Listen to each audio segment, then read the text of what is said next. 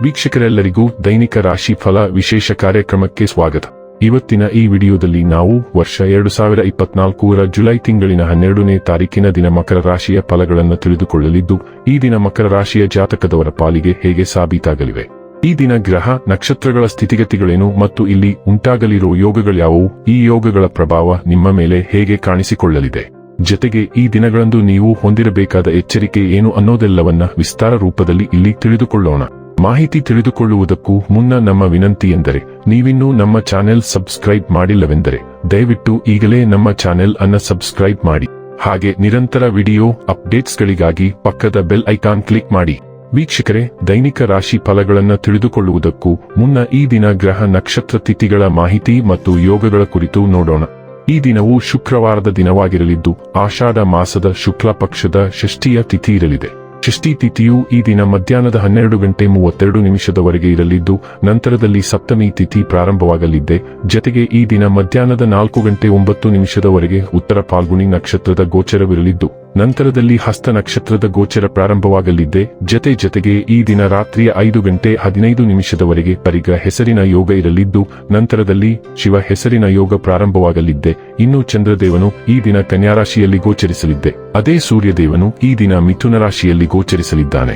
ಇನ್ನು ಈ ದಿನದಂದು ಅಭಿಜಿತ್ ಮುಹೂರ್ತ ಬೆಳಿಗ್ಗೆಯ 11:59 ಇಂದ ಮಧ್ಯಾಹ್ನದ 12:54 ಇರಲಿದ್ದೆ. ಇದು ಈ ದಿನದ ಗ್ರಹ ನಕ್ಷತ್ರ ತಿಥಿಯ ಕುರಿತಾದ ಮಾಹಿತಿಯಾಗಿದ್ದು, ಇದರ ಆಧಾರದ ಮೇಲೆಯೇ ನಿಮ್ಮ ದಿನಚರಿಯಲ್ಲಿಯೂ ಬದಲಾವಣೆ ಕಂಡು ಬರಲಿದೆ. ಇನ್ನು ಈಗ ಈ ದಿನದ ಮಕರ ರಾಶಿಯ ಫಲಗಳ ಕುರಿತು ನೋಡುವುದಾದರೆ, ಮನರಂಜನೆ ಮತ್ತು ಮೋಜಿನ ಒಂದು ದಿನ. ನೀವು ನಿಮ್ಮ ಸ್ನೇಹಿತರೊಂದಿಗೆ ಎಲ್ಲಿಗಾದರೂ ಸುತ್ತಾಡಲು ಹೋಗುತ್ತಿದ್ದರೆ ಹಣವನ್ನು ಚೆನ್ನಾಗಿ ಯೋಚಿಸಿ ಖರ್ಚು ಮಾಡಿ. ಹಣದ ನಷ್ಟವಾಗಬಹುದು. ಸಂಬಂಧಗಳೊಂದಿಗಿನ ಸಂಬಂಧಗಳು ಹಾಗೂ ಬಂಧಗಳ ನವೀಕರಣದ ಒಂದು ದಿನ. ನೀವು ಜನಪ್ರಿಯರಾಗಿರುತ್ತೀರಿ ಮತ್ತು ಸುಲಭವಾಗಿ ವಿರುದ್ಧ ಲಿಂಗದ ಸದಸ್ಯರ ಸೆಳೆಯುತ್ತೀರಿ. ಇಂದು ನೀವು ಸುತ್ತಲೂ ನಿಮ್ಮ ಪ್ರಿಯತಮೆಯ ಪ್ರೀತಿಯನ್ನು ಅನುಭವಿಸುತ್ತೀರಿ. ಇದು ಒಂದು ಸುಂದರವಾದ ಅದ್ಭುತ ದಿನ. ಇಂದು ಸಮಯವನ್ನು ಚೆನ್ನಾಗಿ ಬಳಸಿಕೊಳ್ಳುವಂತೆ ನಿಮ್ಮ ಮಕ್ಕಳಿಗೆ ಸಲಹೆ ನೀಡಬಹುದು. ನಿಮ್ಮ ಕೆಲಸಕ್ಕೆ ಮೆಚ್ಚುಗೆ ದೊರಕಲಿದೆ.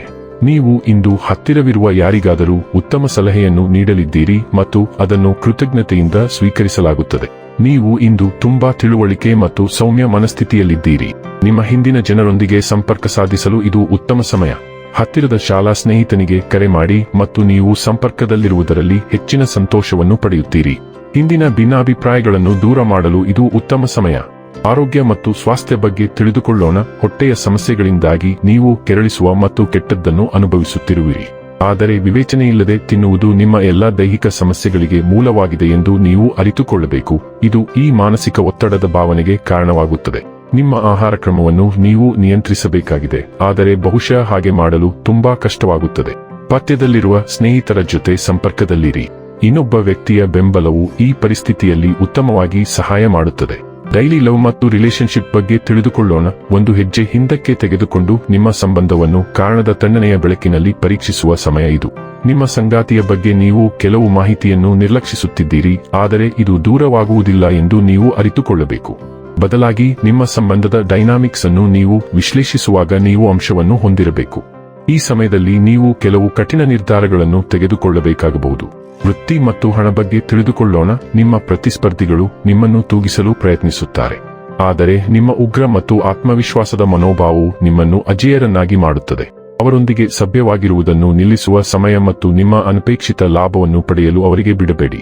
ಬಹಳ ಹಿಂದಿನಿಂದಲೂ ವಿಳಂಬವಾಗಿದ್ದ ಕೆಲವು ಅನಿರೀಕ್ಷಿತ ಸಂಪತ್ತನ್ನು ನೀವು ಪಡೆಯಬಹುದು. ಇನ್ನು ಕೊನೆಯದಾಗಿ ಈ ದಿನ ಮಾಡಿಕೊಳ್ಳಬೇಕಾದ ಉಪಾಯಗಳ ಕುರಿತು ನೋಡುವುದಾದರೆ, ಹುಡುಗಿಯರಿಗೆ ಚಾಕೊಲೇಟ್, ಟೋಪಿ ಮತ್ತು ಬಿಳಿ ಸಿಹಿಯನ್ನು ಹಂಚುವುದರಿಂದ ಆರ್ಥಿಕ ಪರಿಸ್ಥಿತಿ ಉತ್ತಮವಾಗಿರುತ್ತದೆ.